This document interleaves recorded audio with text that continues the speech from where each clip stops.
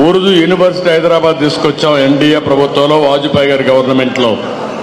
అదే మళ్ళీ కర్నూలులో ఉర్దూ యూనివర్సిటీ పెట్టాం. ఇవన్నీ కూడా మనం చేసి రంజాన్లో ఏదైతే మతంలో స్ఫూర్తి ఉందో ఆ స్ఫూర్తిని, ఖురాన్ స్ఫూర్తిని తీసుకుని 10 లక్షల మందికి రంజాన్ తోఫా ఇచ్చిన పార్టీ తెలుగుదేశం పార్టీ.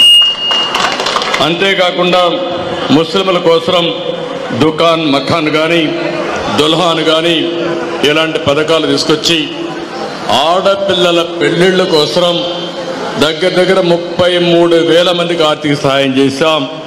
165 కోట్ల రూపాయలు పెళ్లిళ్ళ కోసం ఖర్చు పెట్టిన ఏకైక పార్టీ తెలుగుదేశం పార్టీ.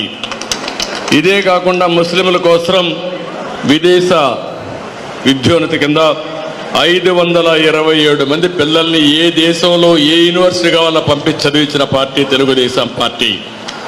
ఈరోజు ఈ పార్టీ చూస్తూ ఉంటే ఎవరిని చదివించే పరిస్థితి లేదు, ఎవరికి డబ్బులు ఇచ్చే పరిస్థితి లేదు. 5 ఏళ్ళయింది. నేను అడుగుతున్నా, ఇక్కడుండే మైనారిటీకి ఒక్కరికి ₹1 ఆర్థిక సహాయం వచ్చిందా? మీరే ఆలోచించాల్సిన అవసరం ఉంది.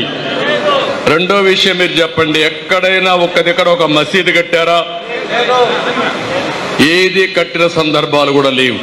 రిపేర్లు కూడా డబ్బులు ఇచ్చిన సందర్భం లేదు.